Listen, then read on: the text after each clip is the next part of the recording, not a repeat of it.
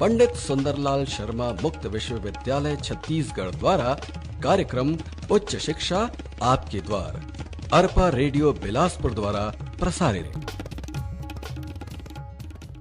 Arpa radio पर प्रसारित पंडित सुंदरलाल शर्मा मुक्त विश्वविद्यालय के कार्यक्रम उच्च शिक्षा आपके द्वार के तहत सुनिए शिक्षा विभाग की विभागाध्यक्ष डॉक्टर बीना सिंह का व्याख्यान। सपनों को हकीकत में बदलना नामुमकिन नहीं। सुनते रहिए उच्च शिक्षा आपके द्वार। दर्शन की कड़ी में आज हम न्याय और वैशेषिक दर्शन के पश्चात सांख्य दर्शन की चर्चा करेंगे। सांख्य दर्शन का षड दर्शन में एक विशेष महत्वपूर्ण स्थान रहा है। इसके प्रवर्तक कपिल मुनि हैं। सांख्य का नाम सांख्य इसलिए पड़ा कि यह दर्शन संख्यावाचक है। इस दर्शन में तत्वों की संख्या 25 मानी गई है। सांख्य का दूसरा अर्थ तत्व ज्ञान से भी है। सांख्य दर्शन का महत्वपूर्ण तत्व प्रकृति है। जगत का कारण प्रकृति को माना गया है, परंतु प्रकृति का कोई कारण नहीं है। वह सृष्टि में पहले से विद्यमान है। इस पर जगत के सभी कार्य आधारित हैं। यह जगत का प्रथम तत्व है, इसलिए वह मुख्य तत्व भी कहलाती है। लोकाचार्य लिखते हैं कि समस्त विचारों का उत्पादन करने के कारण वह प्रकृति कहलाती है। वह अविद्या कहलाती है क्योंकि वह ज्ञान की विरोधी है। वह माया कहलाती है क्योंकि वह विचित्र सृष्टि उत्पन्न करती है। सांख्य दर्शन में पुरुष मुक्त, बुद्ध एवं चैतन्य स्वरूप है। वह निष्क्रिय, तटस्थ और गुणातीत है। बुद्धि, अहंकार आदि जिनमें ज्ञान आदि क्रियाएं होती हैं, वास्तव में प्रकृति के कार्य हैं। बुद्धि में होने वाले सुख दुख की पुरुष अविवेक के कारण अपने में घटित हुआ मान लेता है। यह मान लेना ही बंधन है। इस अविवेक से छुटकारा प्राप्त करना ही मुक्ति है। वास्तव में पुरुष न बंधन में होता है, न उसका मोक्ष होता है, न ही पुरुष का पुनर्जन्म होता है। पुनर्जन्म या देहांतर प्राप्ति वास्तव में शरीर की होती है। शरीर 18 तत्वों से बना हुआ है, अर्थात बुद्धि, अहंकार, ज्ञान इंद्रियां, जिसमें कि मन, 5 ज्ञानेंद्रियां और 5 कर्मेंद्रियां आती हैं, तथा 5 मात्राएं। सांख्य दर्शन के अनुसार सांसारिक जीवन दुखों से भरा हुआ है। ये दुख आमतौर पर 3 प्रकार के होते हैं। पहला इसमें है अधिभौतिक। अधिभौतिक से तात्पर्य है कि ये दुख मनुष्य, पशु, कीट, पक्षी इत्यादि प्राकृतिक कारणों से होते हैं। यह बाहरी भौतिक पदार्थ से पैदा होते हैं। दूसरा है आध्यात्मिक। यह दुख शारीरिक, मानसिक कारणों से होता है।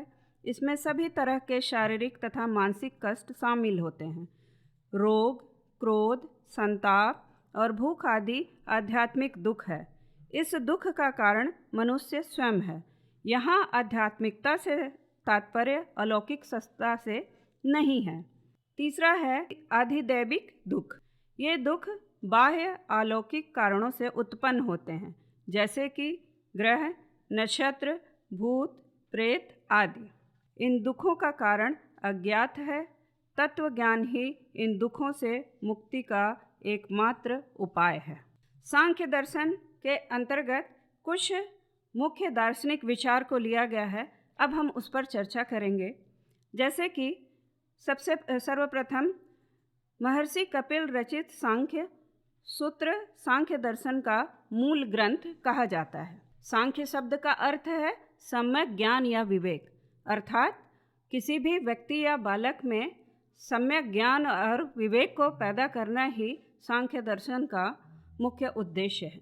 सांख्य द्वैतवादी दर्शन है क्योंकि यह विश्व की व्याख्या 2 सत्ताओं प्रकृति एवं पुरुष के आधार पर करता है, जिसमें कि प्रकृति को जड़ और पुरुष को चेतन माना गया है। सांख्य 25 तत्वों की व्याख्या करता है, जिसमें प्रकृति, पुरुष, महत, अहंकार, 5 तन्मात्राएं, 5 महाभूत, 10 इंद्रियां एवं मन हैं। रज, सत्व एवं तम गुणों की साम्यावस्था का नाम प्रकृति है। या हम इसे इस तरह भी कर सकते हैं कि प्रकृति के 3 गुण हैं, सत, रज एवं तम। जगत का आदि कारण प्रकृति ही है, क्योंकि यह सूक्ष्मातीत, सूक्ष्म, गहन एवं अनंत है और इससे समस्त विश्व विषय उत्पन्न होते हैं। मन, अहंकार और बुद्धि भीतरी ज्ञान के साधन होने के कारण अंतःकरण कहलाते हैं और त्रिविध दुखों से निवृत्ति को ही मोक्ष कहा गया है। मोक्ष विवेक ज्ञान या तत्व ज्ञान से प्राप्त होता है। मोक्ष की अवस्था हम किसे कहेंगे? अगर हम इसकी बात करें तो मोक्ष आनंद रहित, सुख दुख तथा सभी गुणों से परे की अवस्था है। या हम यह कह सकते हैं कि व्यक्ति की साम्य अवस्था, जब वह सुख दुख से परे हो जाता है तब वो उस अवस्था को हम मोक्ष की अवस्था कह सकते हैं।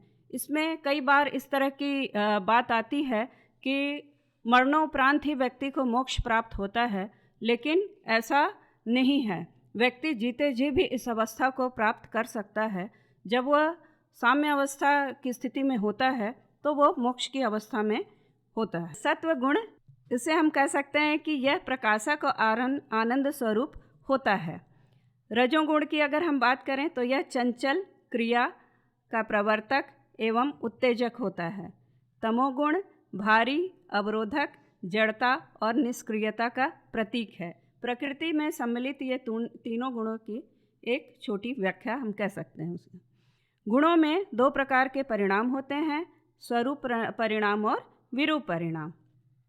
जब प्रकृति की साम्यावस्था होती है तो ये तीनों गुण अपने यथार्थ रूप में रहते हैं, तो वह स्वरूप परिणाम कहलाता है।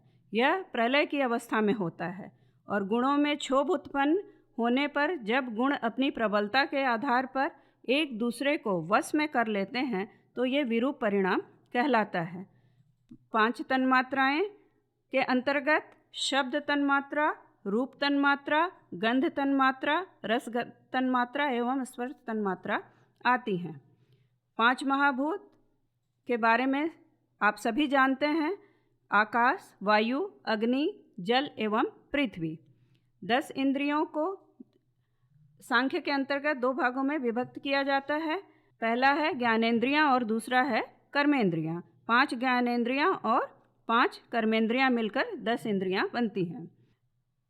सांख्य दर्शन एवं शिक्षा के उद्देश्य, अब हम इस पर चर्चा करेंगे। सांख्य दर्शन के अनुसार शिक्षा के उद्देश्य इस प्रकार से हैं, जैसे कि विद्यार्थियों को जगत की उत्पत्ति एवं विकास की प्रक्रिया को समझाना। सांख्य के अनुसार जगत का विकास पुरुष और प्रकृति के संसर्ग में होता है। सांख्य दर्शन पुरुष को चैतन्य किंतु निष्क्रिय मानता है, अतः अकेला पुरुष संसार की उत्पत्ति नहीं कर सकता। उसी प्रकार प्रकृति भी जड़ है और जड़ होने के कारण प्रकृति अकेले जगत की उत्पत्ति नहीं कर सकती। अतः छात्रों को यह स्पष्ट करना आवश्यक है कि प्रकृति की क्रिया तथा पुरुष के चैतन्य के साथ होने पर ही सृष्टि की उत्पत्ति एवं विकास संभव होता है। उसी प्रकार विद्यार्थियों को प्रकृति के गुण एवं स्वरूप को समझना अति आवश्यक है, क्योंकि संसार का मूल कारण प्रकृति है। प्रत्येक वस्तु का कारण प्रकृति है, किंतु प्रकृति का कोई कारण नहीं है। संसार के समस्त कार्य प्रकृति पर ही आधारित हैं। यह जगत का प्रधान एवं मूल तत्व है, आदि कारण है। अतः इसका समुचित ज्ञान विद्यार्थियों को प्रदान करना ही सांख्य दर्शन का शैक्षिक उद्देश्य है।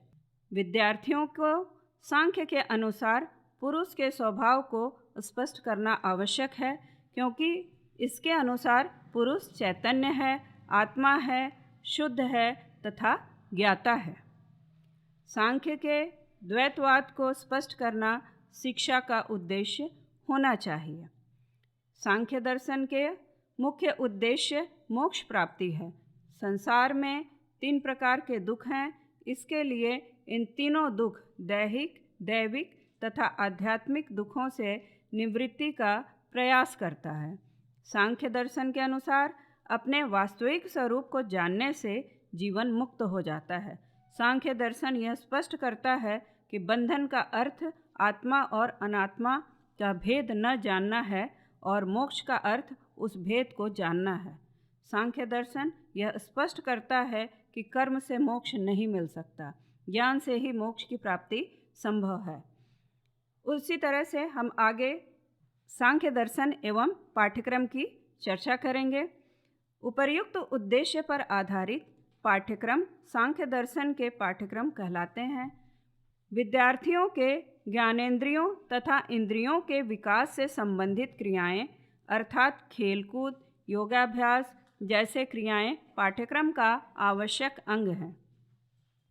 विद्यार्थियों को भाषा, गणित, भूगोल, विज्ञान, समाजशास्त्र, इतिहास आदि विषयों का ज्ञान देना आवश्यक है। तर्कशास्त्र, दर्शन, साहित्य, धर्मशास्त्र आदि विषयों का ज्ञान पाठ्यक्रम का हिस्सा होना चाहिए। अब हम सांख्य दर्शन एवं शिक्षण विधियों के संबंध में चर्चा करेंगे। बालकों के समस्त ज्ञान का मूल आधार प्रत्यक्ष ज्ञान है, अतः सांख्य दर्शन प्रत्यक्ष विधि पर बल देता है। इसके अतिरिक्त सांख्य निरीक्षण विधि तथा प्रयोग विधि को भी आवश्यक मानता है। इसके अभाव में ज्ञान का स्थायित्व असंभव होगा। प्रत्यक्ष वस्तुओं, वातावरण तथा घटनाओं के अध्ययन कराने के लिए सांख्य दर्शन अनुभव द्वारा शिक्षा की विधि को भी उपयोगी मानता है। इसके अतिरिक्त यह अनुमान विधि, प्रश्नोत्तर विधि, चर्चा विधि, व्याख्यान विधि तथा तर्क विधि आदि सभी प्राचीन एवं नवीन विधियों को महत्व देता है। सांख्य दर्शन के अनुसार विद्यालय ऐसा हो जहाँ विद्यार्थियों को अलौकिक और लौकिक दोनों ज्ञान की प्राप्ति हो। शिक्षक या आचार्य स्वयं दोनों प्रकार के ज्ञान से युक्त हों, जिससे वे बालकों को मार्ग प्रशस्त कर सकें। विद्यालय का वातावरण विद्यार्थियों के अधिगम में महत्वपूर्ण भूमिका निभाता है। अतएव प्रेम, सौहार्द, स्नेह, अनुशासन से युक्त विद्यालयीन वातावरण विद्यार्थियों में भी इन गुणों का विकास करता है और सीखने के लिए सकारात्मक होता है। वैदिक परंपरा के गुरु आश्रम ऐसे ही सकारात्मकता से भरपूर ज्ञान के केंद्र होते थे, जिससे अध्ययन करके निकलने के पश्चात एक अनगढ़ बालक एक सुसंस्कृत और विद्वान नागरिक के रूप में विकसित हो जाते थे। यह दर्शन व्यवहारिक एवं आध्यात्मिक दोनों ज्ञान को समाविष्ट करता है। जिन विधियों का सांख्य दर्शन ने प्रतिपादन किया है, वे किसी न किसी रूप में आज के वैज्ञानिक युग में भी मान्य हैं। अतः हम यह कह सकते हैं कि इस दर्शन का शिक्षा जगत के लिए बहुत ही महत्वपूर्ण योगदान है। धन्यवाद। ऊर्जा, उष्मा और अस्मिता युत अभिनवलता लाए, लक्ष्य यही हो भारत भू को फिर से स्वर्ग बनाए, फिर से स्वर्ग बनाए।